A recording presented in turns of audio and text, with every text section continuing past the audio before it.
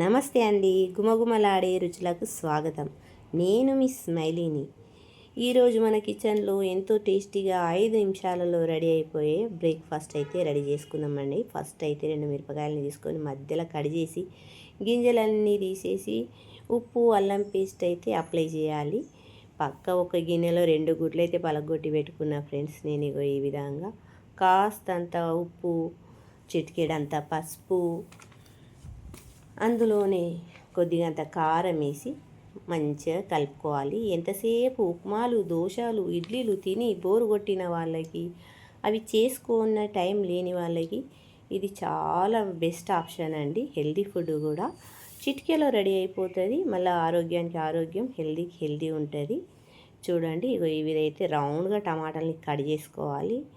ఇప్పుడైతే గిలక్ కొట్టుకోవాలండి. మనం పక్కకు పెట్టుకున్న కోడిగుడ్ల మిశ్రమాన్ని అయితే గిలక్ కొట్టుకోవాలి. చూడండి, నేను ఈ విధంగా అయితే గిలక్ కొట్టిన.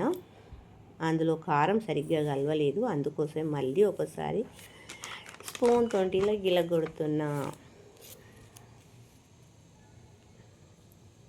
ఇప్పుడైతే ఒక మందపాటి గిన్నె తీసుకొని దాన్ని స్టవ్ మీద పెట్టి గిన్నె వేడెక్కిన తర్వాత కాస్తంత ఆయిల్ పోసి ముందుగా కట్ చేసి పెట్టుకున్న పచ్చిమిర్చిని అయితే అందులో గోలించుకోవాలి.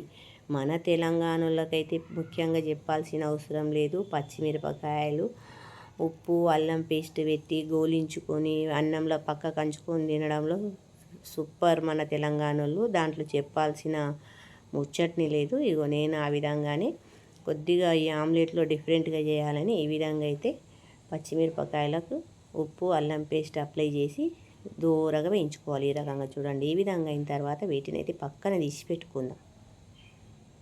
2 చేసిన, ఎందుకంటే నా ఒక్కదానికి కాబట్టి. వీటిని అయితే నెమ్మదిగా పక్కన తీసి పెట్టుకుందాం.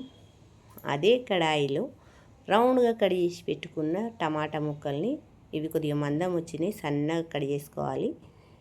చూడండి, ఈ విధంగా అయితే నూనెలో వేయించుకోవాలి. ఒక పక్క అయిన తర్వాత మళ్ళీ తింపి ఇంకొక పక్క కూడా వేయించుకోవాలి. టమాటాలు కాస్త మగ్గాలి, సగం మగ్గాలి. ఇలా తిప్పేసుకున్న టమాటాలని కాస్త ఉడికినాక వీటన్నిటిని ఒక్క దగ్గర ఇట్లా ఒక షేప్ మాదిరిగా చేసుకొని దానిపైన మనం గుడ్డునైతే ఇట్లా ఈ విధంగా పోసుకోవాలి. ఆమ్లెట్ మనం ఎట్లా పోసుకుంటాం అట్లేనే ఫ్రెండ్స్. చూడండి ఎంత బాగా వచ్చిందో.